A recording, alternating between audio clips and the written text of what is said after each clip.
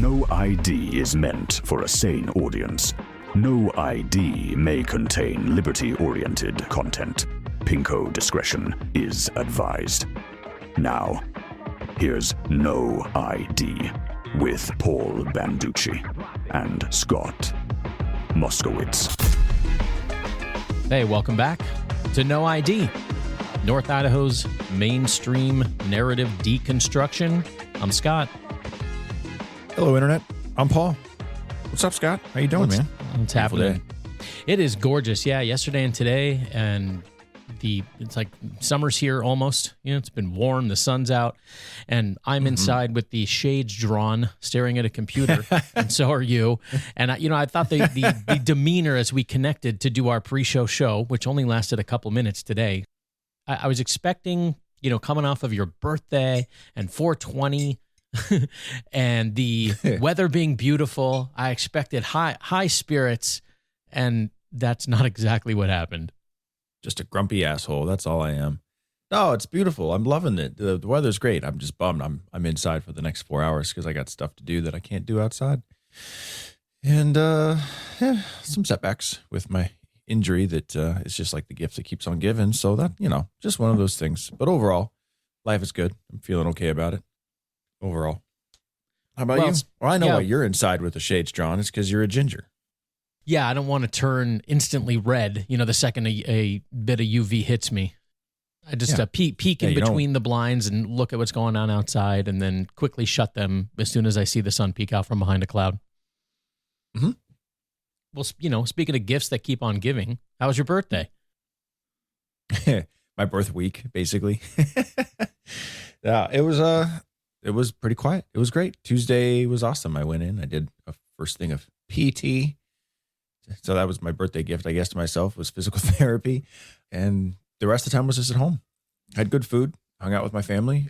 That was it. It was pretty chill. Got a couple of lovely little letters from my kids and kept it really simple, which is really nice. And then, came down to Post Falls on Saturday. Did a tri-tip dinner with my dad, my brother, and my uncle, and just kept that really small and simple, and some champagne, some wine. Good times. I'm 38. It's weird. My wife called me middle-aged the other day, and I corrected her because middle-age doesn't start till you're into your upper 40s. We looked it up. Yes, we did. Yep, it's not an opinion. It's fact. Speaking of opinions and facts, we got a lot of both of those flying around today, I think. Yes, we do. So we just, we're coming off of 420. So do you want to start with the medical marijuana stuff, or do you want to start with the Lakeland stuff? Ooh, No, I think we start with the medical marijuana stuff. Let's just go right for it. Let's go right into that. Okay, and just for the record, I had no idea Paul was in Post Falls on Saturday. He didn't tell me. Well, voters in Idaho could decide did I really? Oh, I don't remember. Yes, I mentioned it. No. What are you talking about, man? I don't do drugs. Well, voters in Idaho could decide in November whether medical marijuana should be allowed in their state. But many government officials have major concerns about the potential bill, saying it's a slippery slope to bringing drugs into the state. Daniel Purcell has... Because, right now there's no drugs in the state. I don't know if you know that, but so there's no drugs. They're very concerned that we might bring drugs into the state. Very concerned about bringing drugs into the state.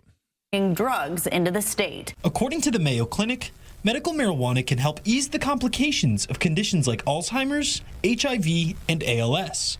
William Shockley saw the benefits of it firsthand when his mother utilized the drug to help ease the pain of terminal bone marrow cancer. It helped her pain so much, and it prolonged her life an additional 6 months on the 3 months that they gave her to die. Knowing that this helped my mother that much makes me have no problem get out and get the signatures for people to be able to vote on it. A petition created... So because I saw it, I had a firsthand experience where I decided using unfalsifiable face statements about the fact, it extended her life, even though we don't have any idea what it did or didn't do, because you can't go back in time and redo it without the drug. But I like it, so therefore now maybe I had a problem with it before, but I don't now. I mean, the reasoning isn't exactly sound, but I agree with him. Yes, of course. That particular line of logic, no, it's not great. But they did do the appeal to the experts. And in this case, the experts actually kind of sort of did it okay. Not because I agree with their conclusion, but because it's actually true. Marijuana can help with a number of different things. It also helps with cerebral palsy. It also helps with, in some cases, not all, PTSD. So there are legitimate medicinal, or maybe we should say, I mean, I think medicinal is the proper word, but we could say alternative treatments if people prefer that term better. There are many applications for it. For people, and then, of course, there is the aspect of just, liberty. Like, are you What? engaging in it peacefully? Yeah, I know. Crazy, right? We're not supposed to talk about that. But my rights. I mean, it's kind of one of those things where it's really funny to me listening to Idaho establishmentarians and legislators and experts and all the people who don't want marijuana in the state of Idaho. And they always talk about, they're like, look at Portland. They always point to Portland as if Portland didn't have all of the problems before they legalized drugs, because they did. They had all the problems before they legalized drugs. But no, drugs was the issue. That's the trope. It's a correlation. But they can't fathom the fact that there's lots and lots of us, and there are dozens of us who can easily indulge in cannabis and still be a regular human being. It's not that hard. For people to be able to vote on it. A petition created by the Natural Medicine Alliance of Idaho has gathered over 100,000 signatures to put medical marijuana on the ballot this November. But they've got a long road ahead of them. There are many legislators who are pushing back on the legalization of the plant. Earlier this year, the Idaho legislature passed Senate Concurrent Resolution 127, urging residents to not put medical marijuana on the ballot in November. That specific resolution was just saying, you know what, this is not good for our state. It doesn't fit our values. It talks about, obviously, the detrimental impacts of having marijuana legalized, even just medical marijuana. However, people who support the medicinal legalization of the drug say it will allow people who are suffering from severe illnesses to get some much-needed relief. I don't think it's fair, and I think it's why it's so important that this will hopefully get passed this November is that that Idaho is helping other Idahoans with and getting them the help they need. That's what it's about. The Natural Medicine Alliance of Idaho is still working to ensure that their petition meets all of the requirements. Well, okay. No, it's about him. It's about they like. And just weed. because it's a Trojan horse doesn't mean it's still not a horse. Yeah, okay, fine. Like, well, we're just what we are is altruistic people who just care about others' health and well-being. Well, okay, yeah, but you just like weed, man. You're just full of crap. It's not even about. I mean, I'm going to push back on that. I think it can be. They're not mutually exclusive. No, they're not. I agree with both. I agree with both statements. I think weed should be fully legal. I think all drugs should be fully legal. But I think if we can't get any of that, medicinal marijuana should be legal. And so when I say I want people to have relief, it's true.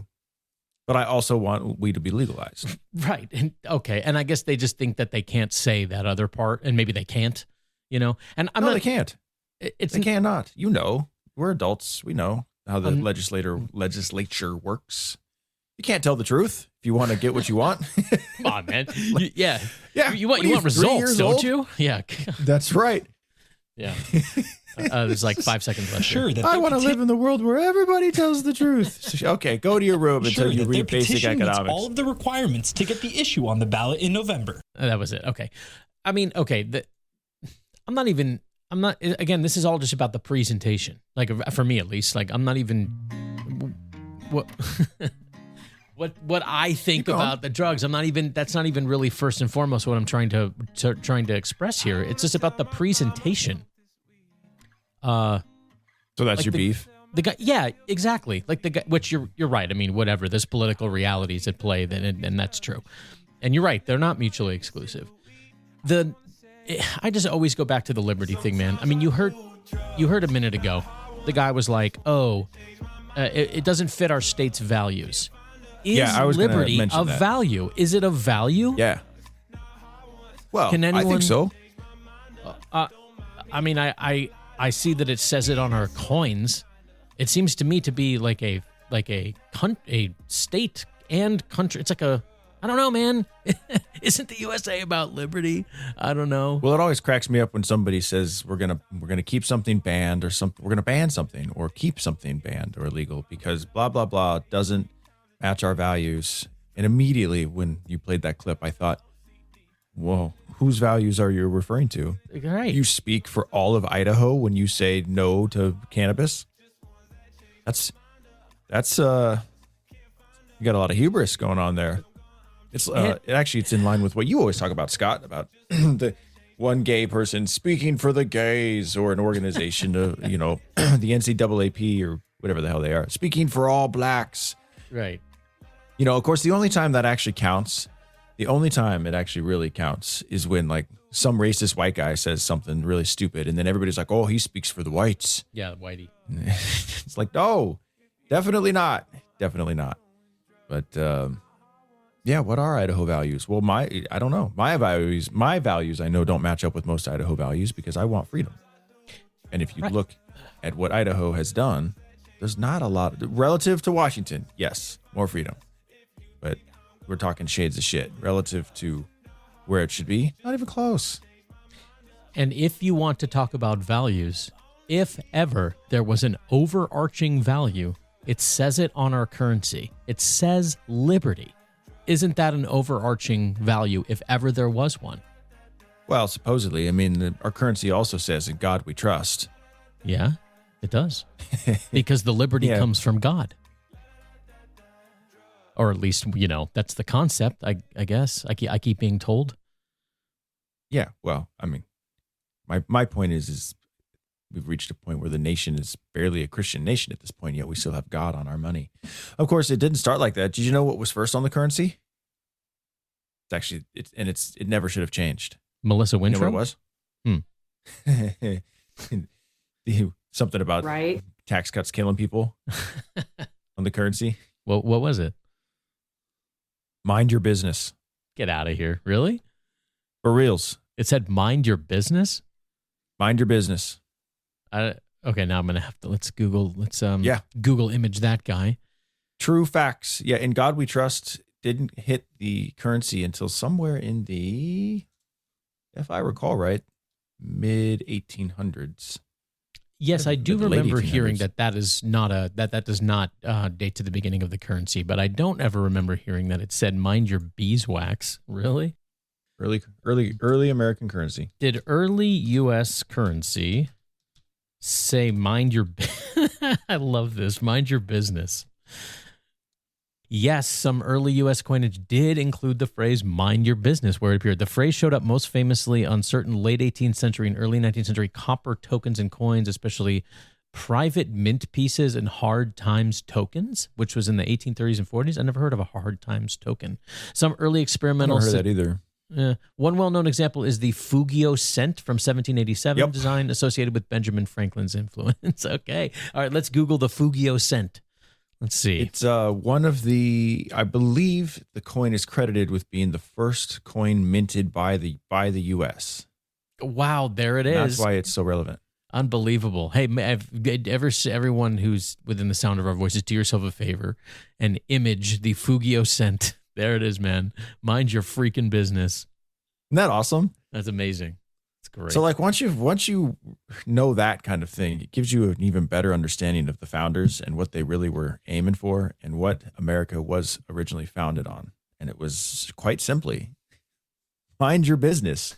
Don't tax me, bro. Go away. Leave me alone. Don't tase me, bro. Don't tase me. Don't tase me, bro. He's just mispronouncing it. I'm so glad you picked up on that soundbite. Well, we'll see. It's November. So, coming up in November. As somebody who represents all of Idaho, lectures me that cannabis is not included in Idaho values. Right. Get bent. Get out of here. I'm going to vote twice. Let's see. But I'm glad it got the signatures. Actually, I'll be curious to see if it's on my ballot because I did just get my mail-in ballots. Ooh, hold on. I'm going to have my kid bring up my ballot. I can't stress enough that this has nothing to do with whether or not we like marijuana. It's just completely unrelated to whether or not we like the particular product. So hopefully that's clear as a bell.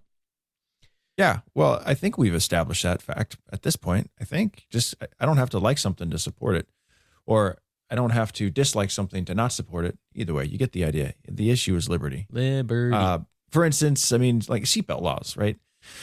I am very, very against seatbelt laws. they're ridiculous. Because follow this line of logic. If you are caught violating a seatbelt law, you get a ticket. If you don't pay the ticket, then they fine you more. If you don't pay that, they come to your house and they try to kidnap you and put you in jail. If you resist, that's a kidnapping. That is exactly what it is. They come and they take you, not of your own volition. In any other circumstance, being arrested is a kidnapping. And most of the time, it really is precisely just a kidnapping. Just, the costume has changed. But then they kidnap you. And if you resist, they maim or kill you. But it's a safety law. A safety law that apparently protects me only from what they're going to do to infringe upon my safety if I don't follow the safety law. It's retarded. However, is not wearing a seatbelt retarded? Yes, you should wear one. It is an intelligent, optimal life move, but it is an infringement on my right to not wear one. A safety belt law is a total infringement. And circular stupid logic, because you'll hurt me for not complying with something that's supposed to be for my safety. Makes no sense. I think that illustrates the point pretty well. I never don't wear a seatbelt. I never would want any seatbelt laws on the books. Let's see. I'm opening up my ballot in real time, Scott. We just got them yesterday. Now, if you were in California, that would have been sent to you 6 times, and it would have been sent to every person who ever lived on that land before you, including all the people buried beneath your feet who no one ever knew. You are 100% correct, but we live in Idaho, so you have to register. You have to prove your residency with ID and like a utilities bill to prove your address. Racist. And then because only white people can afford utility bills. Racist. Let's see here.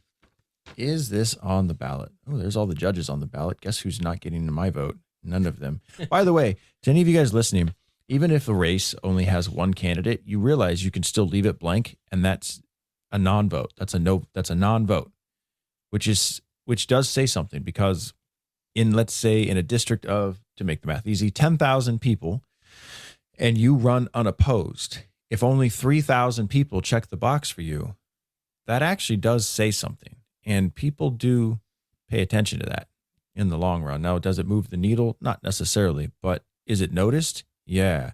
When nobody has a choice, you only have one person to vote for, and a small percentage of all of the potential voters actually cast that vote, or if ballots sent in or cast, it does say something. So I always just leave them blank. If there's space to write in, I always write in like the shambling corpse of Ronald Reagan or something like that. Just gives me a good. I do not see it, Scott. I do not see it on the ballot. So I wonder. Oh, you know why? Because this is the primary. This is the May primary ballot. That's why. Right. So of course the ballot initiative to legalize medicinal marijuana is not going to be on here. Duh. Psh. Well, I just wasted our time. Sorry. So many tidbits in there. You don't have to vote for the one judge that's on there, and don't expect to see the medical marijuana thing on there yet. A public service announcement from the No ID Show to you. Value for value, baby. We're bringing it today. The county coroner, he's running unopposed, but I would vote for him anyways, is Robert Beers. He's giving Duke Johnson a run for his money. 2 county coroners walk into a room. One is Robert Beers and one is Duke Johnson. I mean, damn, Idaho. Way to go. Should I tell everybody who I'm voting for? If you feel compelled. I don't. Okay, moving along then. The notion of being, kidnapped and taken to a cage for a nonviolent offense, that was addressed as Governor Tiny discussed with Idaho News 6, the budget and jails. Idaho Governor. And by the way, he's, of course, running for re-election again. And he does have an opponent who seems to kind of be gaining a little traction here, named Mark Fitzpatrick. We'll see what happens. But here's what Little had to say about kidnapping you. Idaho Governor Brad Little was in Twin Falls on Monday morning talking about his Enduring Idaho plan and how it factored in to the latest legislative session. Enduring Idaho. Idaho is something you shouldn't have to endure, right? Right. Session. Governor Brad Little says he's happy with the decisions made in the State House this session, especially when it comes down to a balanced budget, delivering tax relief to Idahoans, and continued commitment to education. Little highlighted the success this of guy his lives in the launch same program at the college. world that we do. Absolutely doesn't. Like, he does not. This guy, he's the same dude who will look you in the eye during a campaign ad and tell you that he's the governor that kept Idaho open during COVID. Mm-hmm. Yep. Well, I'm staring right back at him going, wow, that was weird because I remember having my business shut down for 3 months and being deemed non-essential, you quack. Constitutional. You can't pronounce the word constitutional. And do you remember that when he was saying that he was going to preserve Idaho, but it came out as pervert? I do remember that. Mm-hmm. We must commit ourselves to preserving our state, to pervert. That's little. And this is coming up. I'm noticing it in the media coverage to the extent that there is any of Mark Fitzpatrick running against Governor Little. It's all coming from independent media that I can tell. None of the mainstream media they're all acting like he doesn't exist, at least for now. Yeah. And in a lot of those, comment sections or whatever on the independent media on which he is appearing, I am seeing plenty of people who are like Pepperidge Farm, remembering that they see what Brad Little did, man. They might have been born at night, but it wasn't last night. They remember when their businesses or their neighbors' businesses were shut down by the governor who took a chainsaw to the government regulations and totally kept everything open. He's fork-tongued, like they all are. Little highlighted the success of his launch program at the College of Southern Idaho. CSI is probably one of the biggest recipients and beneficiaries of launch. If you look at both the demand and the enrollment at CSI, it's a result of our investments in launch. I took the opportunity. Can we talk about launch real fast? Launch is something that the establishmentarians in the state love. Little loves it. And the NIR folks always talk about it as a great thing. The faux Republicans, the pretend Republicans always loud it. And people who don't know any better act like it's the greatest thing since sliced bread. But every real conservative voted against it because it's crony capitalism at its finest. And frankly, that's the only kind of capitalism that leftists, establishmentarian types, and fake conservatives like.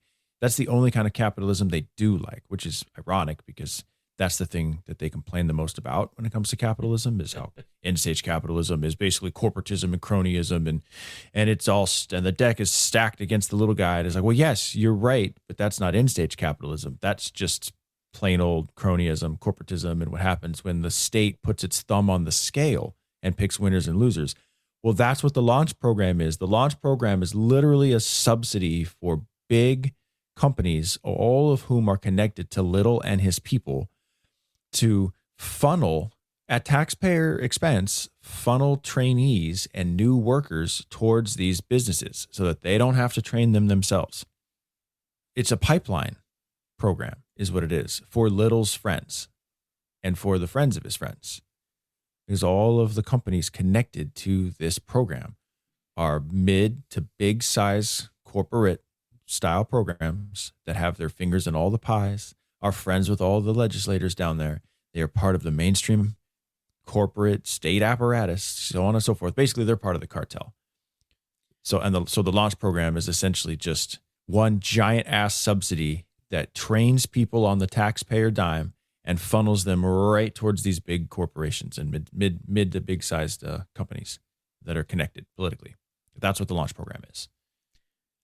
Starting in 2027, we are going to mandate that all launch program applicants and trainees all wear the same silver jumpsuit. I'm Brad Little. If you look at both the demand and the enrollment at CSI, it's a result of our investments in launch. I took the opportunity. Doesn't it seem too that they started with the acronym and then just reverse engineered it? Like they start with these, they just love their catchy acronyms, don't they? Launch. Yeah. Launch. CSI. Enduring Idaho. Yeah, enduring is marketing. You know, they're good marketers, that's for sure. As the fork-tongued often Oh man. Well, you have to be. What were we just talking about earlier? It's like you can't tell with the marijuana stuff. Like, you can't tell the truth down there. Yeah, you got a Trojan horse, everything. Everything has to be a Trojan horse, even the good stuff. And that's what's so sad. It's like when we did our tax cap bill, and I had to testify before a Senate committee and then a House committee. And in both cases, I was told more than once, like, whatever you do, don't bring up the liberty issue. Whatever you do, don't bring up how many of us there are. Whatever you do, don't say anything about it being helpful for the industry. Basically, just keep it purely, what does the state lose or not lose issue? Because that's it. That's all most of them care about anyways, is how much money will the state lose from this or gain from this? So we had to make the argument that the state would not lose any revenue because, there's only 5 cigar lounges in the whole damn state anyways. So it's just a drop in the dropiest of buckets. But also they might even gain revenue because, wouldn't you know it, if you lower taxes on the product we sell, we'll sell a lot more of it and our profit stays the same, but we sell more. So the state will probably win. And that was the argument we made. You can't tell. I mean, and it was true. It was technically true, Scott, but you could take the same tact with me as you do with the marijuana people and be like, yeah, but that's not what you really want. Right. It's like, well, correct. That's not really my agenda, but that's the way I have to approach it. Because the truth is political poison. Correct. Yay. Yeah, the truth will set you free, just like Zyklon B. Get in the gas chamber. Yeah. The next that's pretty good. I think I might pen that haiku. That's a great tagline. And when you might even make it to the CEO of IG Farben with a line like that. I'm going places, baby. To ask the governor. Oh, by the way, Dropiest Drop is definitely in the running for show title. Ongoing issues of overcrowding in Idaho County jails. He tells me more programs are needed to help Idaho inmates stay out after they're released.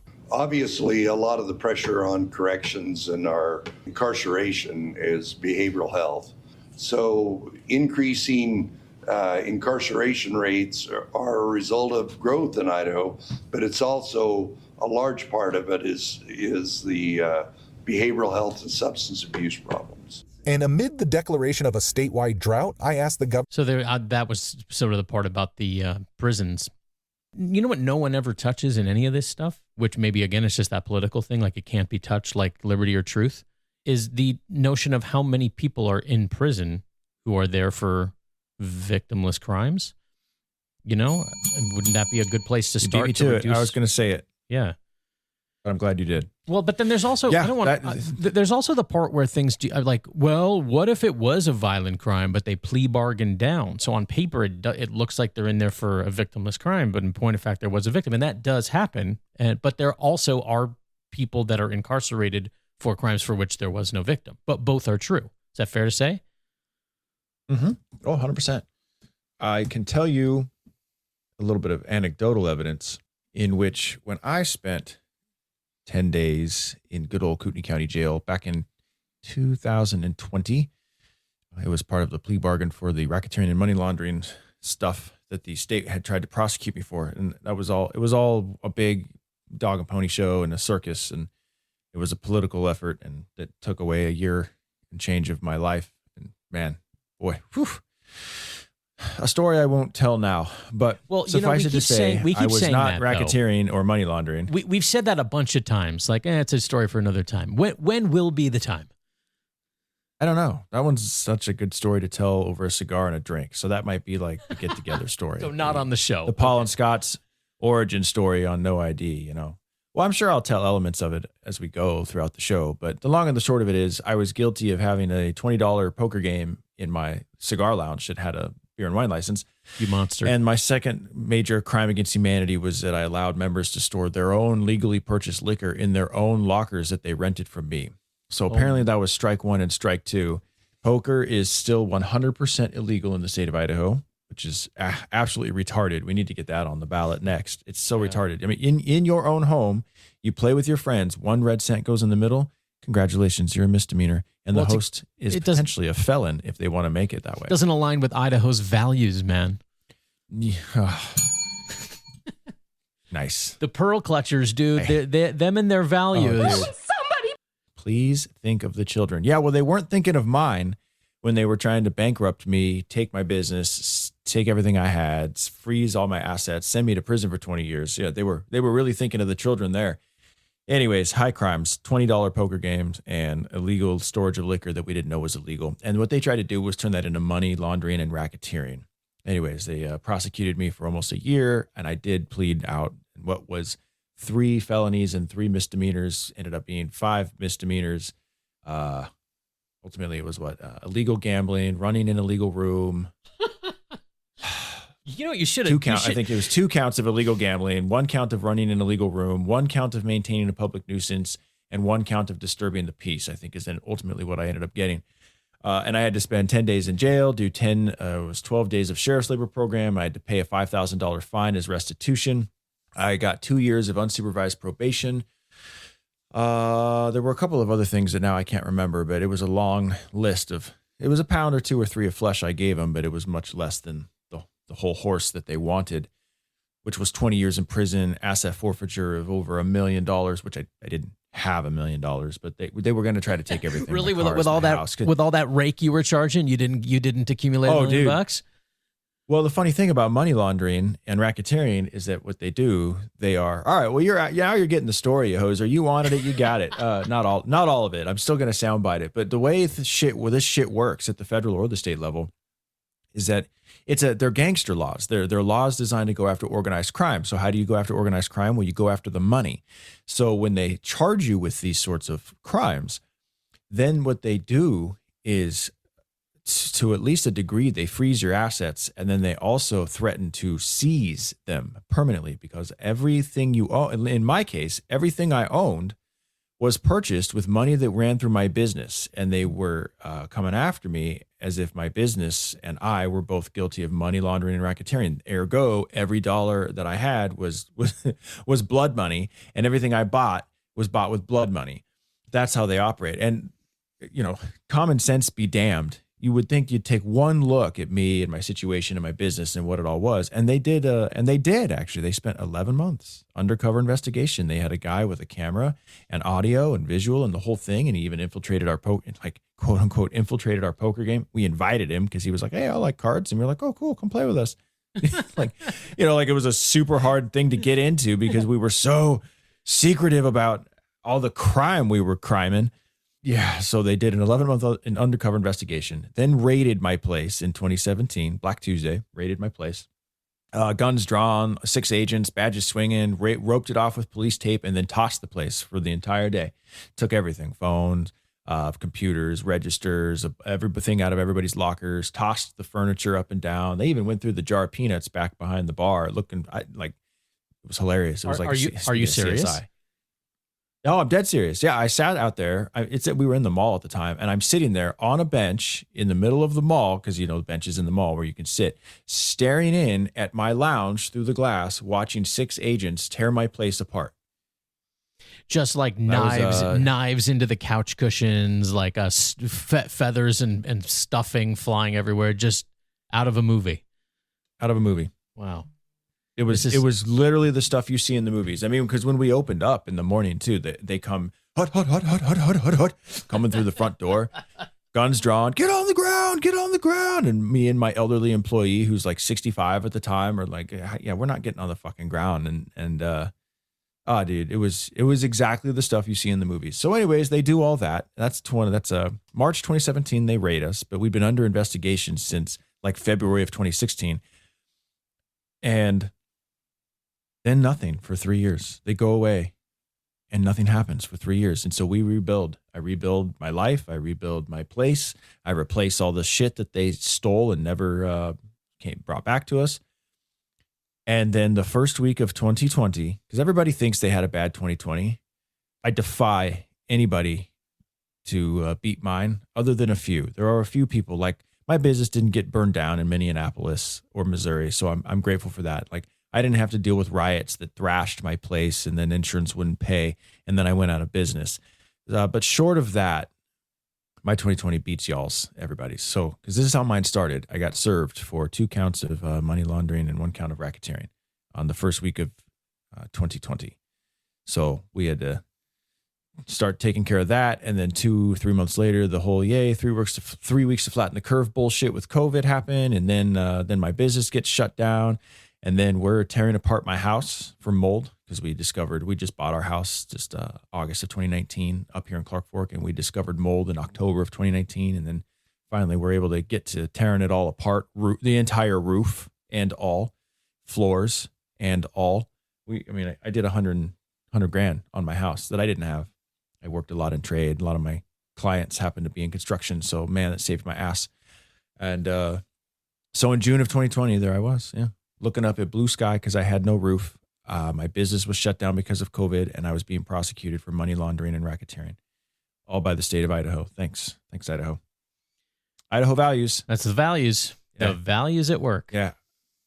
Idaho values. So why did I start telling that story, Scott? Victimless crimes. Because victimless crimes. And when I spent the 10 days in jail after the plea bargain in September of 2020, in the 18 guys that were in my pod, 16 of them were in there for drugs, drug-related stuff, or for getting picked up on not having figured out their paperwork quite. In fact, one of the kids who was in there was losing his mind because he got arrested while he was applying for his driver's license. He was applying for his driver's license so he could, he had just gotten a job. He was turning his life around. He was getting his driver's license so he could work his job.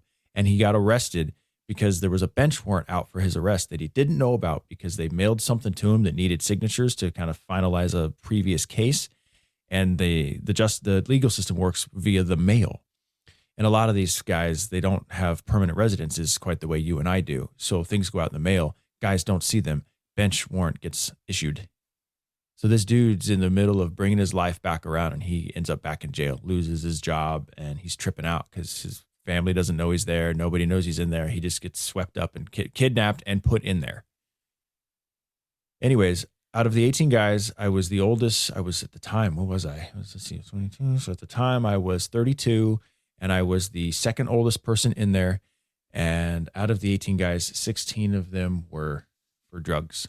And only one of them was violent. One guy was in there for assault. Everybody else was in there for other stuff, mainly drug-related stuff, mostly possession or possession with intent to distribute and stuff like that. I always love that one too. We know that you have intent to distribute. Cool. So now you're a mind reader. Mm-hmm. Well, what else were you going to do with a scale and Ziploc baggies? Well, okay. Do any other crimes work that way? Where like you can just we know what you were gonna do.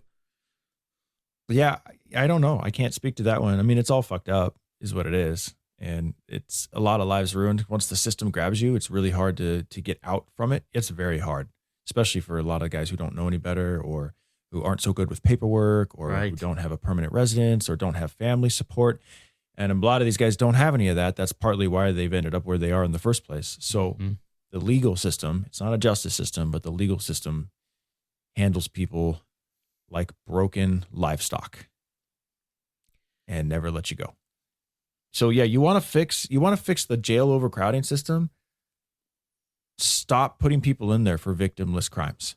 Plain and simple. Let's start there. That part just never, ever gets mentioned by anybody. And we'll finish this Governor Tiny clip in a second. I just have to point out that the particular hilarity of your situation is not only that there was no victim, the exact opposite. You actually were actively bettering everything. Like a lounge where people can go and have time with, fellow like-minded. You want to play some cards, you want to unwind, you want to have a cigar, like you have some sip on some bourbon.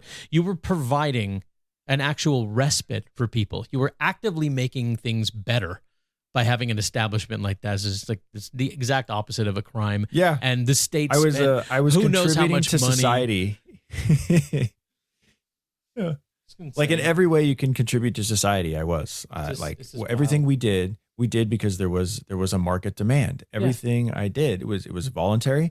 I harmed no one. I stole nothing. No people, persons, or property, or animals, or anything were hurt of any kind. In fact, both of my major interactions with law enforcement that have found me in jail are both interactions where not a single thing, person, place, piece of property were violated or hurt.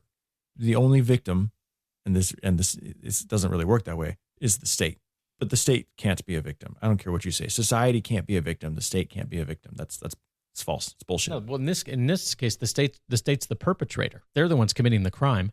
They're the ones, like raiding private businesses and to screw them with people and messing with people's lives. They're the ones committing the crimes. It's also inverted. I would say it's beyond belief, but it's actually completely on brand.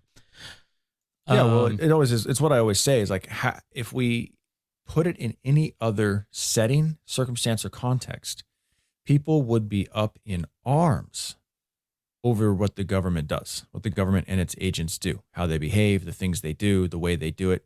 We wouldn't stand for it.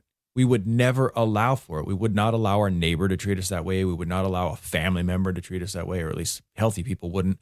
We would not allow a company to treat us that way. We would not allow it. But all of a sudden, when it's the government. Before we finish this little clip, I have to play this quickly because it's Spokane. It's out of Spokane, but it's Spokane Craft Beer Week, which was a thing for quite some time through the 2010s. Yeah, I participated in many of them because this is my former industry, the craft beer industry, and the notion of I defy anybody to have a worse 2020 than you did, and you're making quite the case for yourself. You mentioned 3 weeks. You had said 3 weeks to flatten the curve. Now, if you remember, the marketing was actually 2 weeks. And I just thought, did I say 3? I meant 2. In my head, well, I said 2. The reason I'm keying in on it is because this brief clip here illustrates a lot of what you touched on there. So before we finish the little clip, listen to this. Spokane Craft Brew Week. 28 breweries all across town will be teaming up from May 16th to the 23rd. Note, by the way, the tone of the newsreader here. She's like, there's like ebullient, like she's speaking through a beaming smile. 28 breweries all across town will be teaming up from May 16th to the 23rd for Craft Brew Week, inviting people to come and try out the local beers on tap. Throughout the week, featured breweries will have specialty beer releases and family-oriented events to bring more people through the doors. Craft Brew Week drew big crowds to the businesses before COVID, but shut down for 5 years before Garland Brew Works owner Adam Boyd Oh yeah, it's just a brief 5 years to slow the spread, and now inexplicably it just stopped for 5 years. It almost makes it sound like they shut it down, like the brewers shut it down. Yeah, it was all good, and then it just shut down. Bring the event back to help empower local businesses. It's a lot of coordination. Local businesses. That they love doing that through their beaming smiles. It was time to bring the event back to help empower local businesses. It's a lot of coordination. So brave. But it is very fun, and I think everyone who participates understands that is kind of the goal, is that we all join hands and kind of rise up together. We celebrate all our work together. We hang out together, and honestly, in this industry, there's no better way to do that than to share a pint with each other. That's it. So it's all fake and gay. It's hard to describe just how pathetic the craft beer industry was in the, I guess, 5 years that has now elapsed, basically, especially in the 2021, and just exactly the opposite of what everyone always professed to stand for: independence, creativity, pioneering spirit, all these things that craft beer and craft brewers pretended to be. When they were actually tested, they all showed that they were all the opposite of those actual things. So they just, we're just going to shut down for 5 years. And then we're going to come back on 4 News Now in the year 2026 and talk about rising up. Everyone who participates understands that is kind of the goal, is that we all join hands and kind of rise up together. Join hands and rise up together is pathetic. Oh my God, dude. It always vexed me how an industry that is one of the most regulated and taxed industries in the country, and certainly in the state of Idaho, could be so full of leftists. It truly is. I never expected that going into my industry, because I saw my industry and the craft beer industry as sort of industries that should work together and go hand in hand. That's why they had such a heavy presence at the Bulldog. I have 12 taps, and I would go, and it was local breweries only. And everybody got at least one handle if they wanted one. A lot of them got 2, depending on who would work with me. But I realized real quick that my list of breweries I wanted to work with was actually fairly small, because most of them were leftists. And so you've got an industry that is regulated to death. It's super hard to turn a profit or stay in business. It's expensive to get started. You deal with the government every step of the way and the government does not help. They hinder. You'd think you'd learn something, but no. That's funny. No, instead the craft industry actually was one of the ones that was the most excited to bend over for it. The only reason they cared at all was because it affected their business too. Well, and even then, even with them, well, there's an industry that's having a good time right now. Oh yeah, well, it's richly deserved. Okay, let's finish this little clip. Substance abuse problems. And amid the declaration of a statewide drought, I asked the governor how Idaho irrigators will be impacted most. We have to comply with law. We have to make sure that people with the oldest water rights are protected. But we're also saying everybody might need to share a little bit in this problem for the greater good for everybody else. And with gas prices impacting neighbors everywhere, the governor weighed in optimistically. It's a result of supply and demand. We are doing all we can to be more efficient in Idaho, but Idaho is very dependent upon fossil fuels, and we're just hopeful that that problem gets resolved. While thousands of miles away from any battlefield or wartime decision-making, Governor Little says he's confident the Gem State will continue to shine, even if gas prices continue to rise. The one thing I would tell my fellow Idahoans is because of what we've done with our Enduring Idaho, because of what we've done on having a balanced budget, because thanks of what to we've me, done, yes, to make sure that the Idaho economy continues on an upward trajectory, you're going to be better off in Idaho than you are in any other state.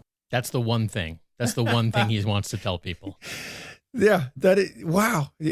Just before we go, I need to make sure you all know that thanks to me, Idaho is the best state.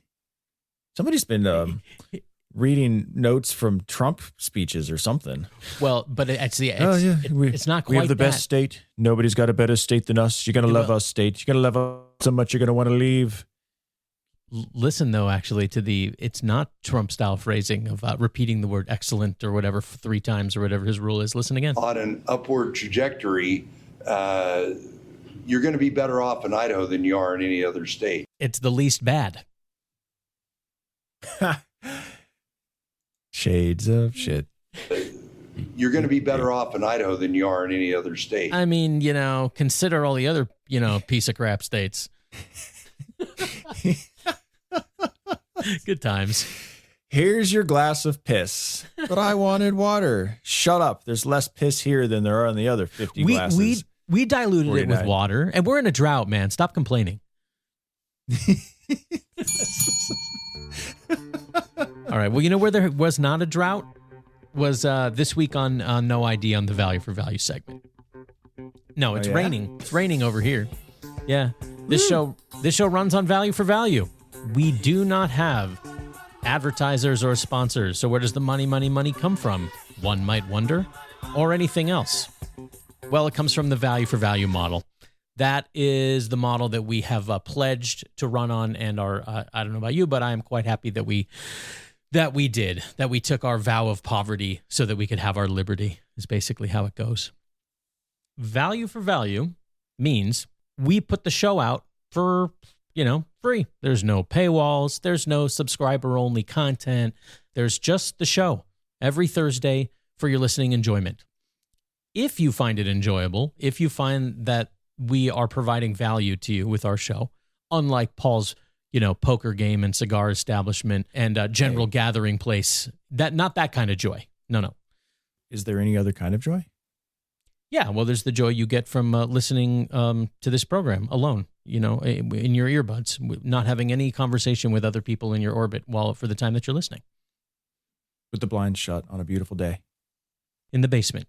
If you find it valuable and it's a valuable addition to your week, then we ask that you return value to the show. That's the Value for Value model, and you can do that in one of several ways: time, talent, or treasure. Only you can determine what value means to you and what you get out of this program and how you would like to return that value. You sound like Smokey the Value for Value bear. Only you can determine value. Time and talent means any ways you wish to contribute back to the show that uses one of those two things or both. So that means putting together show art would be a great way to return value.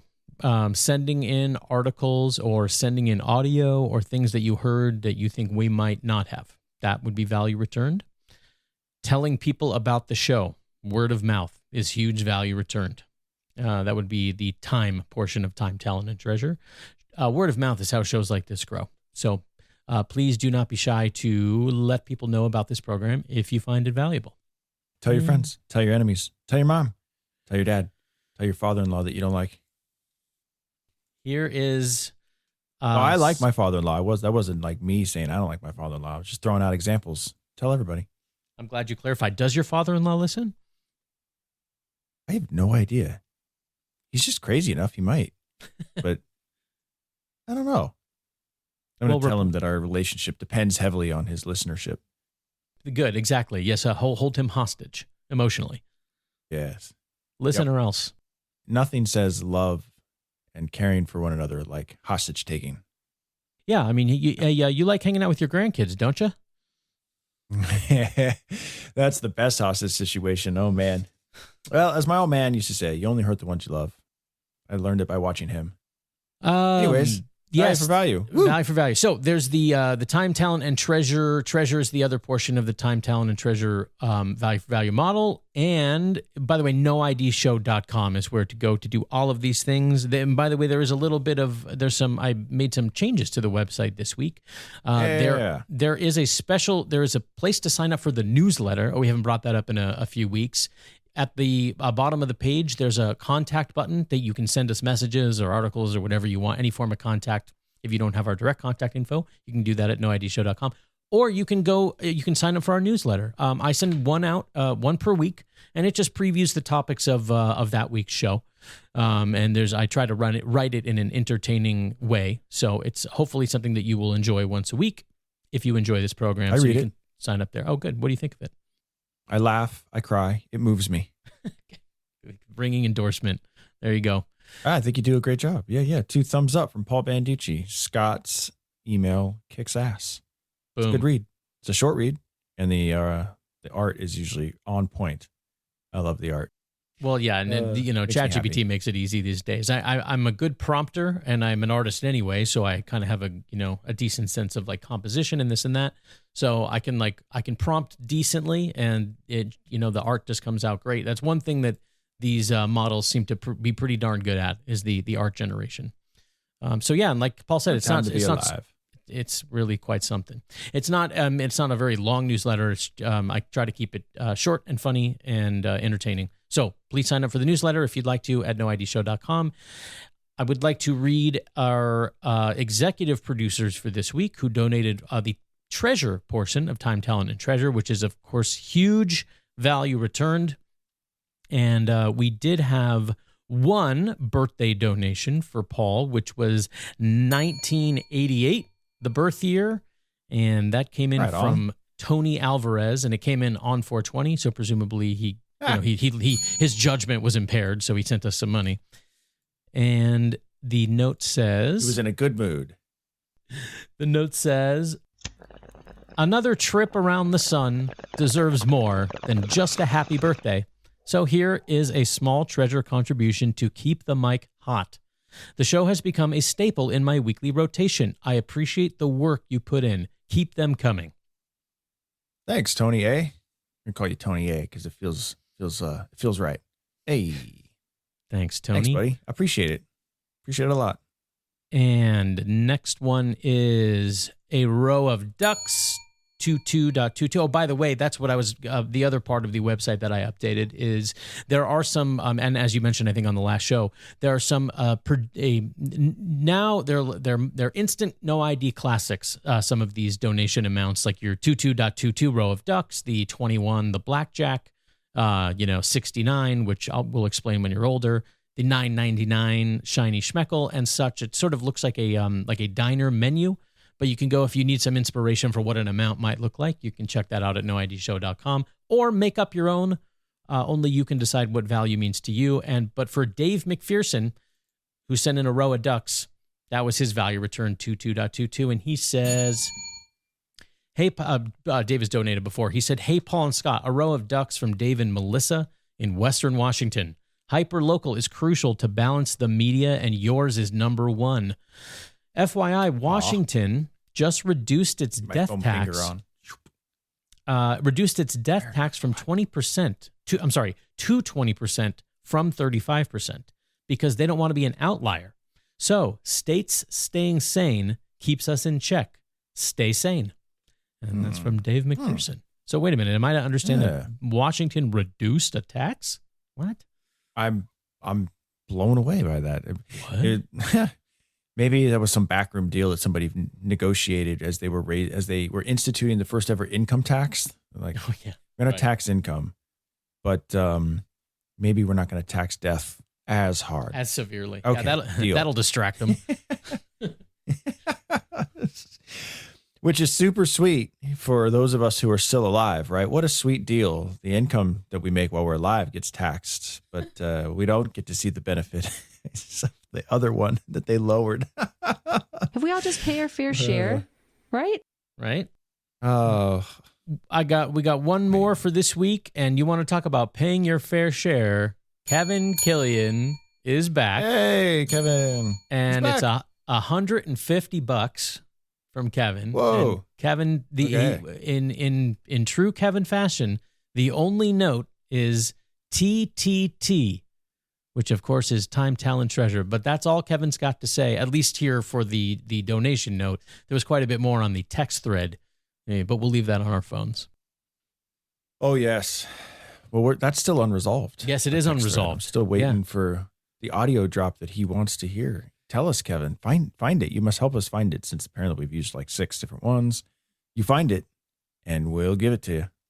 Indeed. Speaking of giving it to you, we also are working on some form of rewards program. Isn't what I want to call it. What do we call it, Scott? Some sort of like Kevin's already there almost, I figure. And so are a couple others of you.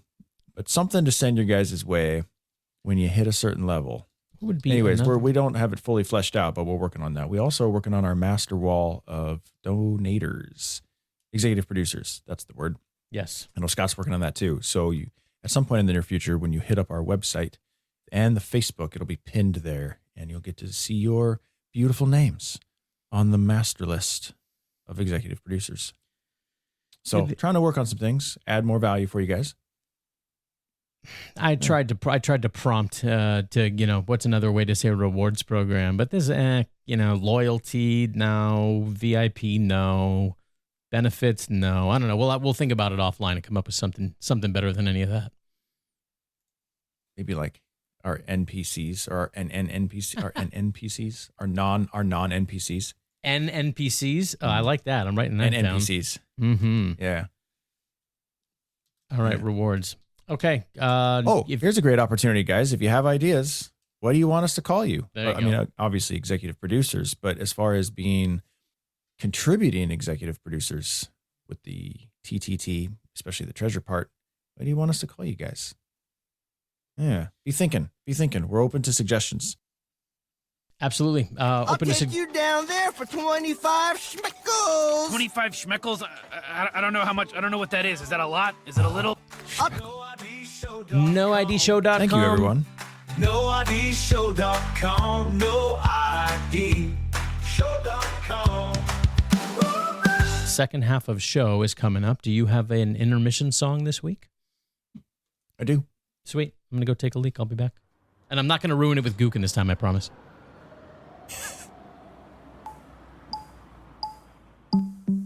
On fire, girl, yelling Mayday. But don't stop, girl, lying in the Maybach. Why you have to be so amazing? The smoke in my eyes is so hazy. You got me breaking it down. You got me moving to a brand new sound. I'm sorry for the things that I said on the phone. Hello? Ignored you when you told me to leave you the hell alone. I'm sorry if I acted like a little kid. Nah. I'm sorry for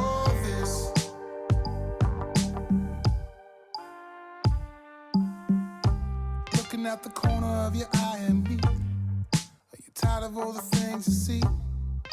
I know I'm just a little bit lazy, but you can be so impatient. Always dreaming of a better day, like beyond the beach in Marseille. We're on a hill looking at an LA. Looking at the city with no cares. Walking down the beach to slow stairs. Top floor elevator, no stairs. But I'm not at home and it's not fair. I'm sorry for the things that I said on the phone. Hello? Ignored you when you told me to leave you the hell alone. I'm sorry if I acted like a little kid. Nah. I'm sorry for this. When it's you and I and the kids are grown, and all these seeds I've sown, and all these paths I've walked, these conversations talked, I'm still gonna bleed for you. I'm still gonna need you. I'm still gonna want you. 'Cause I'm still in love with you. I'm sorry for the things that I said on the phone. Hello? Ignored you when you told me to leave you the hell alone. I'm sorry if I acted like a little kid. Nah. I'm sorry for this. I'm sorry. I'm sorry for the things that I said on the phone. Hello? Ignored you when you told me to leave you the hell alone. I'm sorry if I acted like a little kid. Nah. I'm sorry for this. I'm sorry.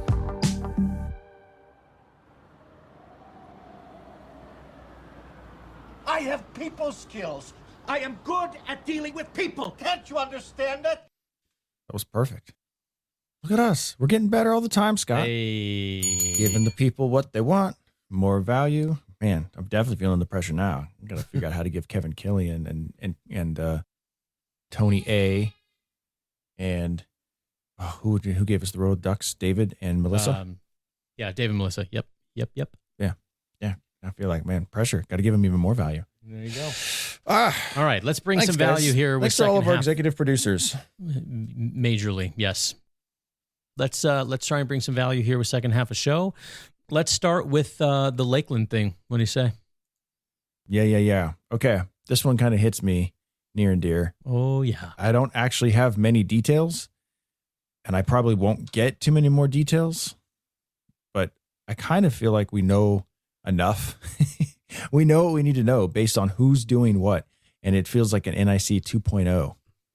So take it away, Scott. Yes, and I will. The details are scant, much like with the NIC thing, and so it's not like you don't know the details. There aren't any you'll hear. Dozens of former staff members and community members are asking the Lakeland School District Board of Trustees to resign. One of the teachers leading the charge claims the board is working against teachers and students. Madeline Mullen spoke with her today and shares why this request has been 6 years in the making.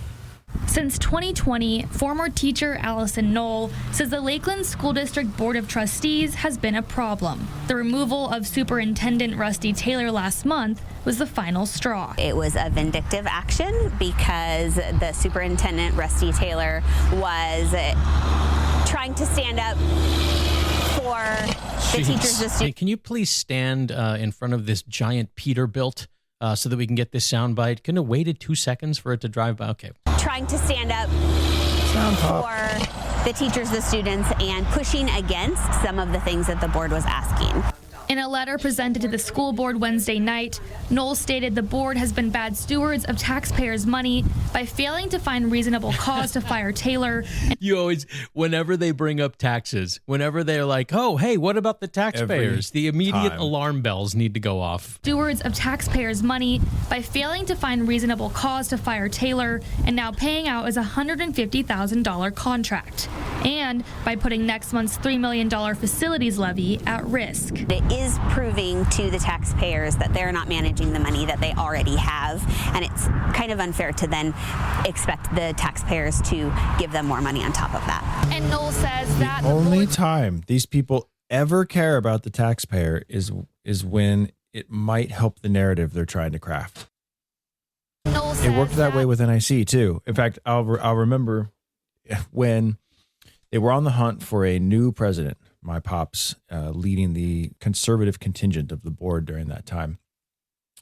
And they found, actually they went through two different guys, because one guy he really got put through the ringer, and he didn't want to do it anymore. But in both cases where my father and them led the charge for a new president, they were paying the guy significantly less than the other presidents of old, and that the current president, Swain, I believe it's Swain, is making by like $50,000, $75,000, $80,000. They're trying to save money. They're trying to get max value. And everything they did, they tried to get max value. So then when the people who don't like the changes that are being made resign or sue or don't comply with what the power that the board has to, be like, hey, these are the guardrails. You got to stay within the guardrails. And then the president doesn't comply. And then it's like, all right, well, we're going to let you go. And then they turn around and they sue the college. And only then do you hear any talk about taxpayer money. Not all the times my dad was like, no, we're not going to do that project because the taxpayer won't see the benefit. Or, yeah, we're going to hire this guy over here who's going to work twice as hard for half the money. No, the only time you hear about when taxpayer money matters is when the left does something against the institution they purport to care about, and usually costs that institution more money. And then all of a sudden it's like, oh, the taxpayer, oh, the money. We got to get rid of the board members. Every part of this presentation, and the presentations were uniform across the entire mainstream that covered this, the Coeur d'Alene Press, where this is coming from, I think 4 News Now, all of the network affiliates, anywhere that has covered it is covering it in this exact same way, and it is identical to how the North Idaho College brouhaha was covered. If you want to hear a deep dive on that whole saga, as Paul just said, because his father, Todd, was the chairman of the board of trustees for a time, an extended period of time. You can go back to the inaugural episode of this program, but this is all literally the exact same stuff. To then expect the taxpayers to give them more money on top of that. And Knoll says that the board's actions are reasons why teachers and employees have resigned, including Knoll herself. In resignation letters shared with 4 News Now, both Knoll and a school board clerk stated the behavior of the school board were reasons for leaving. One of them saying patterns of unprofessional conduct, a lack of respectful dialogue, and the way sensitive matters are handled have created conditions that make it impossible to carry out my responsibilities effectively. But what does any of that mean? Those are all corporate buzzwords. Baloney. I dug and dug trying to find out specifics. What are they talking about? They did all this exact same stuff with NIC. Unprofessional conduct, there's tension, there's this, there's that, which of course, it always takes two. It takes two for there to be this toxic environment or whatever. All the words they even use the same verbiage to describe this stuff, and there is never any specifics anywhere. I couldn't find a single instance of a specific given. Why might that be? Yeah, well, this has all been done before, and because the playbook has now been written, and it is essentially this: make enough noise, throw your arms around, make accusations of misconduct, just general misconduct, and then turn the superintendent, who has been essentially let go, but he's on paid leave, which is kind of crazy that we're going to have to foot the bill for that, make him the poster child around which to rally, the underdog around which to rally. Be like, oh, we're losing good people. We can't be doing that. And also it's costing the taxpayer money to do this. They did the same thing with the president of NIC, who the board decided, hey, we're going in a different direction because the president doesn't want to work with the board, the majority conservative board. So they went a different direction, and the president turned around and sued and rallied the support of all of the establishmentarians down there. And they made the president the poster child and the underdog, and they rallied around him and like, this is, we gotta save NIC. And words like misconduct and or hostile behavior or unprofessional. When teachers and faculty, especially long-time staff and faculty in academia lob stuff like this at somebody else, I immediately know whose side I'm probably on. And it's not the teachers, staff, and faculty. Yeah. Because basically what this usually means is we're not getting exactly what we want, when we want, how we want it. And we're used to being able to get what we want, when we want, how we want it by a board that rubber stamps everything we want and never says no. And now we're mad. This also is all the same. These board members were elected in 2020, the year that the Lakeland School District decided to go full-blown delusional, psychotic, hypochondriac, authoritarian. Like, you can't use language strong enough for how school districts like Lakeland behaved in 2020. And then you have the teachers who were the ground level, boots on the ground perpetrators of this delusional, paranoid hypochondria, acting indignant, and they're just exasperated with a stupid public who just doesn't get how valuable and wonderful they are, as if none of us remember or saw what you did, and that's the whole reason these types of board members have been elected in the first place. Correct. Well, and they're in a region, they're up there in a district that is overwhelmingly a fairly conservative Republican district, and the school board is one of the only places, if not the only place, that parents actually can wield power. Now, I disagree with the strategy. I don't necessarily disagree with the tactics, but the overall strategy is flawed. And I've mentioned this before too. And this, what's going to happen is that enough people who are low information voters are going to hear this narrative, because this narrative is going to get pushed over and over and over and over and over again by the press, by every mainstream media outlet, all of the big Facebook pages, and the academic establishment. They're gonna push this whole "the board is bad" narrative. And at some point, just like with NIC, because they pushed it for years and years and years, at some point, people are going to believe it, and they're going to vote out whoever they think needs to be voted out, and then things will go back to the way they were, and the staff and faculty and academia will be happy, and they're going to get their shit rubber stamped again, just like at NIC, and nothing will change ultimately. So where conservatives go wrong is trying to do stuff like this, is take over the boards and effect good change. You can't, because you can't fix what is not broken. The state-run indoctrination camps are working precisely as designed, and you cannot change them, solve them, fix them, redirect them. Maybe for a few years you can slow it down, but ultimately you're being worked against. So the trick is to then we being those of us who want an alternative, put all of our energy in the effort of educational choice at the state level, passing laws, getting laws created and passed that let the money follow the student and give parents maximum choice and support to exit the system. Deny the system that which it needs, and that which it needs is pupils, because pupils equals cold hard cash. So don't give it to them. And to your point, Scott, these teachers were the boots on the ground for the COVID stuff.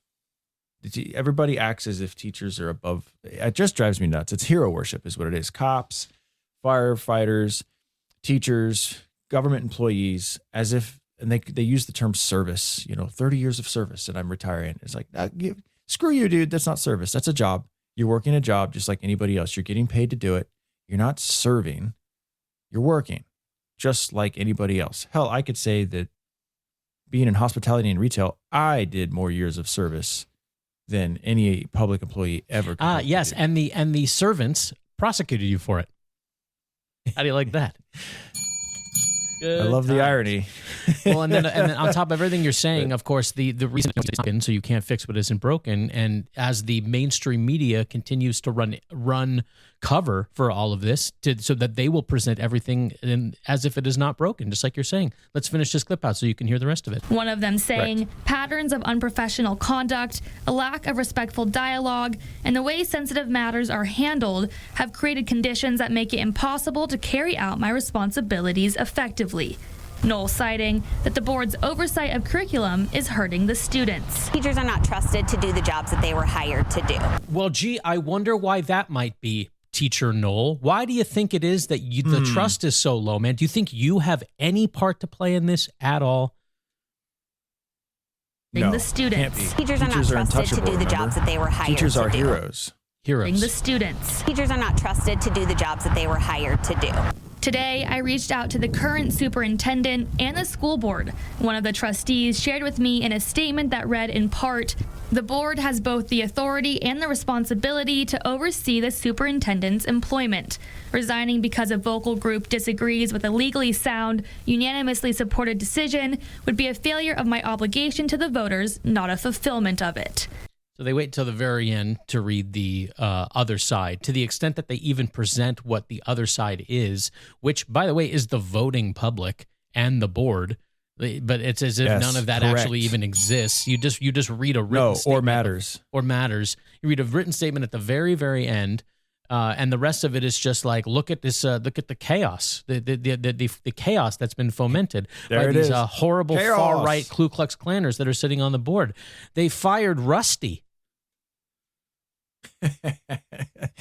This is it's uncanny. It's actually a little unnerving how similar this is to the NIC thing, because it was the same thing. We had a board voted in by the voters of Kootenai County, majority conservative. There was we wanted accountability for this taxing entity, this large taxing entity that had run largely without accountability for decades. Everything rubber stamped, everything. We need more money. You got it. Everything. Staff, faculty, presidents could do whatever they wanted. It's a damn slush fund for those people down there. It truly is. Finally get some accountability. And the president and some of the other upper staff and faculty just straight up don't comply. They ignore it. They don't comply. And my dad and the other board members are like, well, like this whole thing breaks down if we don't adhere to the hierarchy and the power structure that is legally in place here. Otherwise, what's the point? Well, it'd never been an issue, right? Because up until then, everybody rubber stamped everything for everybody else. You're dealing with the same thing here with the Lakeland School District. Up until now, everybody's rubber stamped everything for everybody else. And now that certain people aren't getting exactly what they want like they're used to, well, they're big mad. And just like children, they're going to throw a fit. And I'll tell you what, the board, the board, they're handcuffed. They can't actually legally say a whole lot. It is correct. It is they're right now. I'm sure they have an attorney representing them or the board and the district itself. And their attorney is straight up going, you can't say anything. You can't talk because it's a breach. It's a legal issue. That's why my dad and other trustees couldn't say anything and defend themselves during the NIC stuff.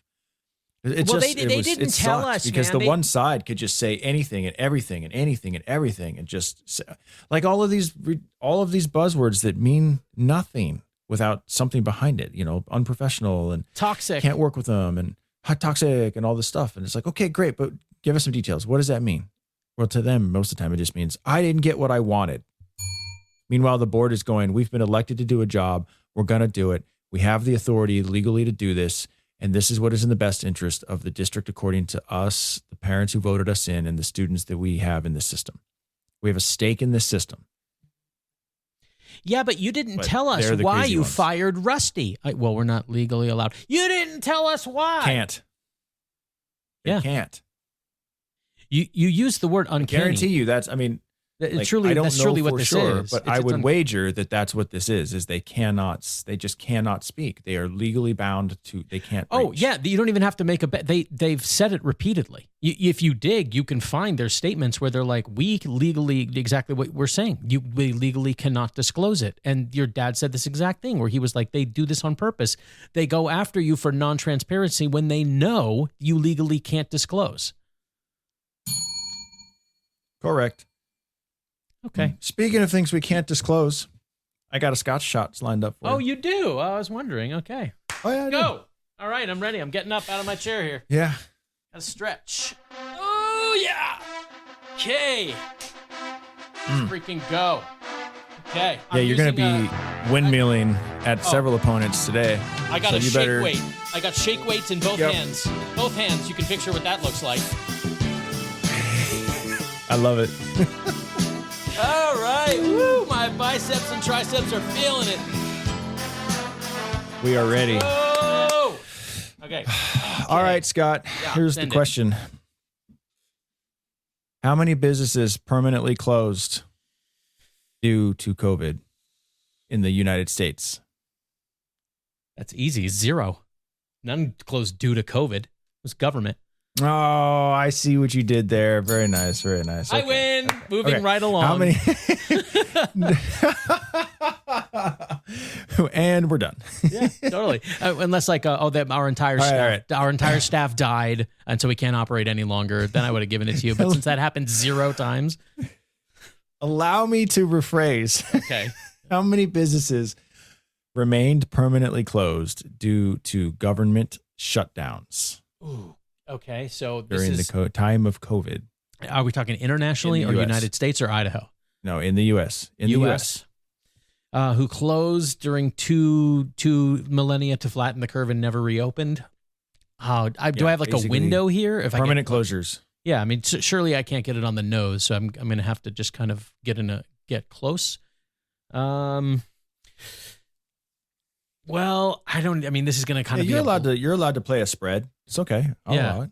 I mean, it's going to kind of be a blind guess because I don't know how many, like, I wouldn't be able to put a number on how many businesses were operating, in January of 2020, and then how, like, I don't know if that's 2 million or 20 million. So it's going to be kind of a blind guess. I'm going to say like 300,000. Womp womp. Oh, I need a sound drop. I haven't had to actually womp you like at all because you've nailed everything. So I don't have a sound drop for it. Now I'm gonna have to find a sound drop because now it's twice. I've got you. I got you twice. Yeah, I didn't feel good about that one. We'll just go with this for now. You know how much rejection I face every day? Feels bad, man. Okay, so here's the deal. Speaking of, what was it? Things we can't disclose. Well, apparently neither can the internet. I'm staring at 3 different, so different answers. And I thought this was going to be a really easy one to just type into the old Google machine, go to a government agency and pull the number. Nope. It's all over the map, dude. It's all over the board. So, according to the AI Google machine, in 2020, and I'm kind of working off of 2020 because that's when the main shutdowns were, was 2020. So if it shut down in 2020 and then did not reopen, then it was a permanent closure. So apparently an average of 600,000 businesses close every year in the US, which I thought, that seems like a lot. Like a lot. Yeah. And then I did a little more digging. And according to the Keybridge Public Policy Economics Center, who studied the COVID-19's impacts on small business, no, that number is actually pretty realistic. About 600,000 businesses per year close, just a regular old year, which is kind of terrifying when you think about it. That's a lot. According to the AI Google machine, 200,000 more businesses closed permanently during the first year of the COVID-19 pandemic, 2020, the shutdowns. Then it says, according to Yelp data, 60% of the businesses on their platform closed permanently, 2020, never to reopen. And that was just over 100,000. Digging down a little further, and this is an extrapolation, but in New York, over 170,000 businesses were listed as closed as of August 2020. So this is just the middle of 2020, with almost 100,000 of them being permanent closures. But this is only halfway through the year that this article was posted. And this is for New York. So I figure if we extrapolate out 100,000, New York's a big state, 100,000, accounting for New York being one of the biggest states. So we'll say it averaged across all the states, most of which aren't as big. We'll knock it down to even, we'll be charitable and say 50,000 an average across all the states. 50,000 times 50. 2.5 million. Other things I've seen say 1.1 million. These guys in the small business, the National Governors Association, in collaboration with Keybridge Public Policy Economics, said 700,000. Then said 2.7 million when it was all said and done through 2022. So the point is, I thought it was going to be a lot easier to actually get a hard number on this. It turns out nobody knows for sure, and it depends on what you measure, how you measure it, and when you measure it. But it also seems awfully convenient that there is really no easy way to find this data, at least not with. I took an hour. To look for it. I'm sure there's still other places I can go because I only did an hour. But I hit an hour of this, and I did kind of go, this is stupid. I should be able to find these numbers. And the fact that I can't find them as easily and as like concrete as we should be able to tells me everything I need to know. So I thought, this is a perfect Scott shots. It is a good one. I basically way undershot it. And it is one of those things that is sort of inherently, it is to some extent unmeasurable because nobody can know like X thousand or X million closed down and then never to reopen. Well, maybe they were running in the red before that, and maybe this was just they would have called it quits, 2 years down the line, but instead just in 2020 was the end of the line instead of 2022, which it would have been anyway, or whatever. Or someone like Matt Todd, who had a business as a sole proprietor doing SAT prep for, high school kids. And then he stopped doing that because they were all, scared of the air. And then that never restarted and he left for Idaho. Does that get counted as a business that ceased operations? I don't really know. It's not really a measurable thing to begin with for a million different reasons. Yeah, I would agree. It's tough to measure. And there's a lot of different ways you could use the metrics to measure these stats. And I imagine you can get anywhere from a couple 100,000 to several million, depending on how you do it. But what is also hard to measure, but we know it exists, is the economic damage from this and the spiritual and mental and emotional damage from this. To lose a business, especially through no fault of your own, it's cataclysmic. It's traumatic.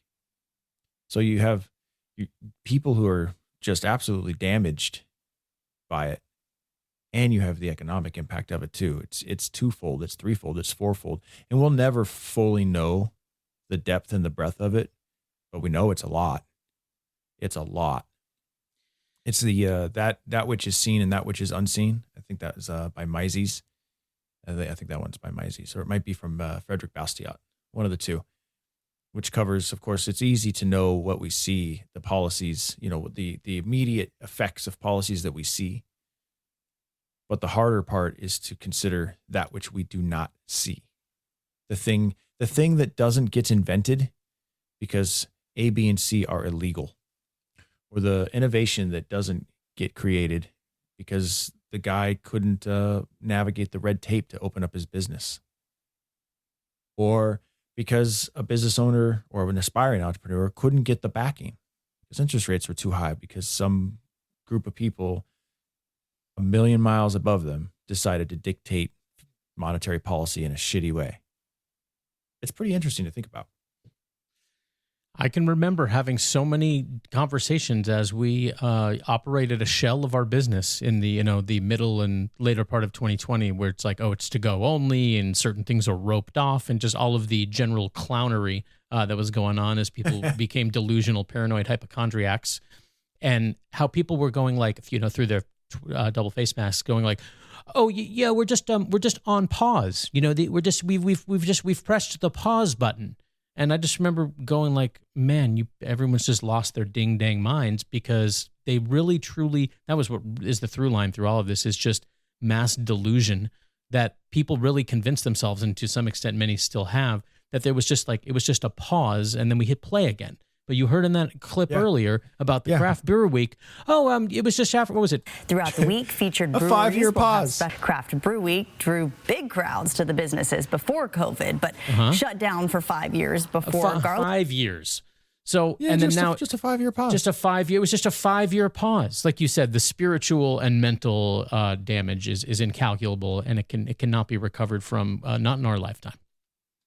What they don't talk about is how many craft breweries went out of business in between 2020 and 2025, just in our area alone. An awful lot. And there are 38 doing this festival this year. I'd wager there were double that pre-COVID. Well, if you would like to wager, why don't we do an Ask Paul? Here comes the question. Big or small, make your guess before we call. The game begins. It's Ask Paul. Brought to you by Pfizer. Now, I cut this up a little bit to omit all of the parts of it that would give you the answer. And this is the highest paid Idaho public employee, and I want you to guess who he is. The state's highest paid public employee will make $2.1 million this year. His contract was extended this time last year through 2029. He gets a $100,000 raise each year. The new extension will pay him $2.5 million in 2030. That adds a year to his existing deal. Who are they talking about? I bet it's the BSU football coach. Boise State says it has again extended the contract of head football coach Spencer Danielson. The state's highest paid public employee guided the team to 3 straight Mountain West Conference championships and now will lead the team into the rebuilt Pac-12. Danielson will make $2.1 million this year. His contract was extended this time last year through 2029. He gets a $100,000 raise each year. The new extension will pay him $2.5 million in 2030. He gets a regular person's salary raise. That's correct. Every single year. Because of football. It's football. That is a regular person's annual salary, and he gets it raised every year. That's just... I'm in the wrong business. And it also continues the Turns out I should have penalty. studied hand egg a lot better. And it also continues the financial penalties that are in place should he leave Boise State for another coaching job before 2030. The deal, announced by the school Sweetest Monday, hostage situation ever. Yeah, for you love your grandkids, Not and for you love the your taxpayer. 6-figure raise, off the taxpayer. By the school Monday, must be approved by the State Board of Education. Which, of course, it will be. You don't want there to be a toxic working environment, do you? No, because they don't have a board that invites chaos by not rubber stamping this stuff. You like sports, right? Sports ball is important, right? Sports ball brings in the likes and the clicks and the monies for this institution known as academia, right? So you better be all about that. It's about the money. It's always been. We about need this the money. That's We actually need why this money. coaches. So funny, I should know that, huh, Scott? You want to know why I know that? You know a lot, but why Because did you know this? Because it's counterintuitive, right? Most people don't know that the highest paid public employees in every state, it's in every single state, it's sports coaches. And it's because technically, if you are employed by a state college, which BSU is, it's not a private college, it's a state university, that technically makes you a government employee. And successful coaches make very good money. So I know this because I always have an eye on public employee salaries and wages. And consistently, it's sports coaches that are at the top, basketball coaches and football coaches. Well, attaboy, dude. You nailed it. Very, very impressive. And you're not even a sports ball guy. Sports ball. Yeah. All right, couple more. Nobody move or the taxpayer gets it. A couple more for this week. We didn't mention this when it happened because it's down in Nampa, when the mayor there, Hogeboom, died suddenly I believe in the middle of a meeting. Did you remember when? Did you catch that when it happened? Oh, I missed this. I totally missed this. Rick Hogeboom, the mayor of Nampa, he keeled over in the middle, I believe, of a meeting, had a heart attack and died suddenly. So then there's been there's been chaos as the board is trying to elect a new mayor. So listen to some of this audio. This is pretty wild stuff. On Monday, Nampa City Council members didn't agree on much as they tried to fill the shoes of the late Mayor Rick Hogeboom, who died unexpectedly last month. A proposal to interview potential candidates next week and another to appoint former City Council member Darrell Bruner to the position both failed on tie votes. A third option to only interview Bruner and the city's current chief of staff, Clay Long, never even got a vote. Council President David Bills abruptly ended the meeting after Councilwoman Natalie Jangula said each member should be able to propose a candidate. I'm not okay going through a process and not allowing everyone equal opportunity. She's crying? She's weeping. Oh, yeah. Yeah, it's funny. She's a council member and she's crying over this? Yeah. I mean, I said it's funny. I don't mean it's funny. I mean, for one, NPR says... Lee Jangula said each member should be able to propose a candidate. Through her tears. I'm not okay Okay. going through a process and not allowing everyone equal opportunity. Good enough. Yeah, no, she can't. She's having a hard time. Equal opportunity. Good enough. I'll withdraw the motion. The meeting is adjourned. That was it. First off, you're wrong. It is funny in a ha-ha kind of way. We should make fun of these people. Absolutely, we should. Secondly, unprofessional conduct. I'm thinking this is what we have to look forward to in our very near future, Scott, as boomers finally do die and the millennials, yeah, take over city councils and I'm going to guess she's a millennial. She sounded young enough to be a millennial, and if she's crying at a city council meeting, she's got to be a millennial. I'm not okay. What's her name? Abruptly ended the meeting after Councilwoman Natalie Jangula said, Natalie Jangula. Let's look her up. You read my mind. Natalie, I don't know how to spell it. Jangoula, City Council, Nampa. Let's see how'd I do on the spelling. I did. I almost nailed it. Wow. Jangula. I added an extra O in there. Thank you. I went Gengula. Not good. Jangola. I'm on the Nampa, Idaho website, and she is young. She's not super young, but she's got to be our age, Scott. Look, she's actually not bad looking. Oh, there's a link. We can email her here. Here's email. Hi, hey. Hi, how old are you? How old are you? And how much do you weigh? And nothing else. What's your bra Are you size? a real brunette? Ooh, yeah, she's a decent looking little gal there. I'm sorry, that sounds right. so She's bad. cutie. She's cutie. Yeah. Okay. Yeah. No, she's got to be a millennial. She's absolutely a millennial. Okay. Well, there you go. The question is she an ugly crier? Everyone it's equal okay. opportunity. I am. I mean, I don't know who. There really, are dozens of us who cries in like a visually pleasant way. I don't know. I've seen maybe it's just all the movies I watch. All of those people know how to cry in a way that's not off-putting. It's irritating. I feel like the last good crier I saw was the Indian on the side of the road in the 80s commercials about littering, where they just zoomed in on his very proud face with the single tear rolling down his cheek. Now that was a proud crier. Going through a process and not allowing everyone equal opportunity. Good enough. I'll withdraw the motion. The meeting is adjourned. The group did agree they will not take applications for Nampa's next mayor. Here's Councilman Dale Reynolds. There's a lot of opportunists out there that would never run for an election, and all of a sudden they want to be mayor, and I don't understand that. It is unclear what steps the council will take next, though members say they want to fill the position soon. I like that. I like the naivete. Like, the mayor died suddenly, and there's these opportunists that have seen the power vacuum and are now vying to fill the spot and become the glorious burrito supreme leader of Nampa. And I just don't get it. I mean, since when are people political opportunists? We don't vote for opportunists. We appoint them, damn it. Okay, this is near and dear to. Whoa, wait, hold on.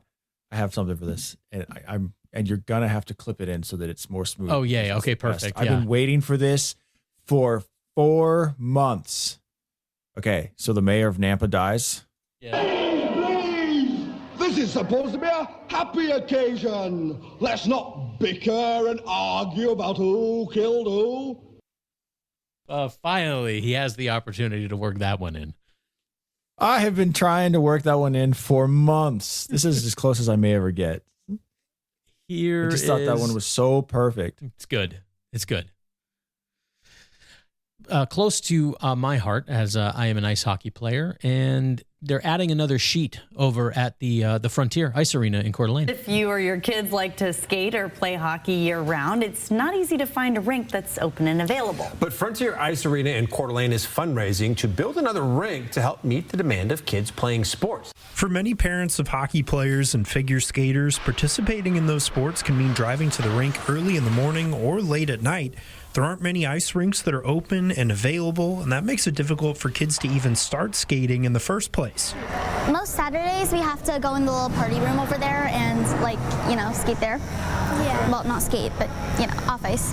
That's why Now they have on as they, they're interviewing these girls, I don't know what they 8, 9, 10 years old, and they were showing them doing what she's describing, quote, skating over in the break room. They're just twirling around on they're like Bob Norris sitting in the grounded helicopter making helicopter noises.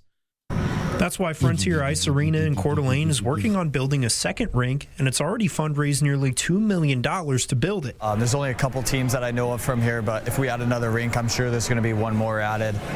There's certainly a lot more since the academy popped up, a lot more youth hopping into the game. I've noticed a lot more adults playing beer league since last year. The people behind this fundraising effort say adding a second sheet of ice here at Frontier Ice Arena would allow the arena to be able to host tournaments and competitions, and that wouldn't just benefit the people participating in those tournaments, it could benefit the entire Coeur d'Alene community. With another sheet of ice, we can have 16 teams come in. So that provides a lot of hotel rooms, restaurants, the shops. Right now, players from the Coeur d'Alene Hockey Academy play in a Canadian league, which requires a lot of travel since they can't host tournaments or showcases. Many figure skaters in the Inland Northwest also have to travel to competitions that are out of state. We currently host 4 events a year, and then the club in Spokane hosts 1 competitive event a year. So our skaters are driving to Missoula and McCall and the west side, and that gets really expensive for a lot of families. The group behind the project says it still needs to raise around $3.5 million to complete the project. The city of Spokane Valley is also working towards building an ice arena with 2 rinks in the next couple of years. So next to there's that much demand, huh? I suppose so. And so there's a couple things that are kind of funny. So, well, not that this is funny, but just where it's at now, the exterior walls are cinder block, and it seems like they're mostly up, and they're like Sandpoint built in an ice sheet recently, and they actually did the ice first. And it's like an outdoor rink. And then as time goes on and as they're able to continue fundraising, my understanding is that eventually the goal is to enclose it with cinder block and then make it an indoor arena. But they started with the ice. The Frontier build has been working the opposite way, where they're large sections of the exterior walls, which you can see from I-90. I mean, a lot of people are like, where do you play? And it's like, oh, you can literally see the huge billboard and these new exterior walls going up from 90 in between Post Falls and Coeur d'Alene. So it sounds like they're not quite halfway to their fundraising goal, but they're sort of constructing as they fundraise, I suppose. But what's funny is I've never heard anyone or been a player personally that played at a time outside of what they're talking about. It's always 4 o'clock in the morning when I was a little kid. My in one of the more saintly things my parents ever did, wake up in the middle of the freaking night to take me to, a 4 o'clock, 4:30 in the morning, a little 6-year-old, 7-year-old on ice skates. And then as an adult playing beer league, rec hockey, it's always 10 o'clock on a Sunday and 10:30 p.m. on a Wednesday. Sometimes the games are, 8, 9 o'clock, but they're always after hours or way before hours. And then you hear these guys talking, the figure skaters and the travel leagues and stuff. Everyone, no one's getting ice time that's at a reasonable hour. What are they being used for in the middle of the day? I guess public skates. That was going to be my question. I was actually going to ask you. I was going to say, hey, Scott, why are all these people struggling to get ice time? Is it just because there is that much demand and everybody wants a piece, or who's using the rink if it's not hockey players and figure skaters? Because that's pretty much all I can think of is who would use the rink. I suppose it's public skates, 75, 80 people skating in circles, the public skate. I guess. Or there's some elite level, figure skaters, hockey players that are using the ice in the middle of the day and the rink's just closed and we don't know about it. I cannot remember the last time I was at a rink in the middle of the day. I only ever go in these after hours because that's when all of our games are scheduled. And 2 sheets I've played in rinks where there's 2 sheets. Doesn't change anything about the times. It's always crazy times that these games are. So I don't know. Maybe I'm just going to have to start dropping by Frontier in the middle of the day on a Wednesday and just kind of peeking in the windows and who's in there. It's just, see what's popping. Yeah. I don't know. Maybe like Wayne Gretzky and his buddies are in there. I know he's got a place up here. You know what I think I liked most about that entire segment, though? Not once did anybody mention soaking the taxpayer for these projects. The state. No kidding. Didn't appear. It could be just donations and corporate donations and people self-supporting the leagues. I don't know. That'd be pretty sweet. I'd be pretty proud of you guys for doing that. I do think that this is a lot. I think it is largely, if not almost exclusively private. And to the extent that the state is involved, it might just be like tax break here or there, but these goings on seem to be largely privately executed on every level. I'm for them. Good job, ice skating community. Yeah, it's refreshing. It is, isn't it? I'm afraid that we have to, whatever else you may have had lined up. We're done anyway. On ice. That's cool. All Zoom meeting at noon. Yeah, you like that? I do. Wait, hold You're welcome. Wow. Thank you, everybody, for checking out. Oh, this is episode 25. I failed to mention. We're a quarter century today, dude. All right. Heck yeah. Episode 25 of your No ID show. That's the silver anniversary, I believe that's known. This is the silver episode. And which I suppose that's a show title. All I have on my list right now is Dropiest Drop.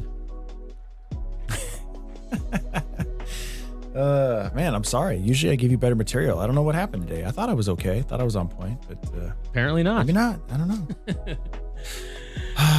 It was all over the map, just like the figures for how many businesses got whomped out of 2020. Oh, it was popping off before COVID. And then what happened is there was a 5-year break. And now the 4 remaining breweries are like, hey, should we start doing that again? Can we come out from under from our bunkers? Is the air still dangerous? We're back. Oh man, you ever seen that movie Galaxy Quest? Yeah, not in a long time, but that's Tim Allen, right? I love that. Yeah, Tim Allen. They opened up the shuttle.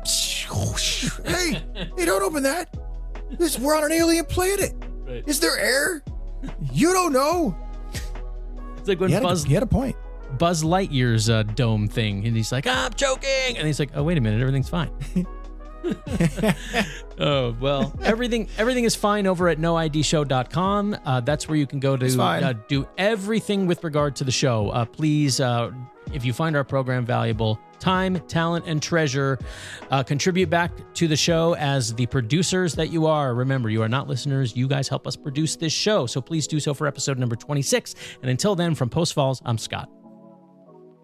And I'm Paul. Taxation is theft.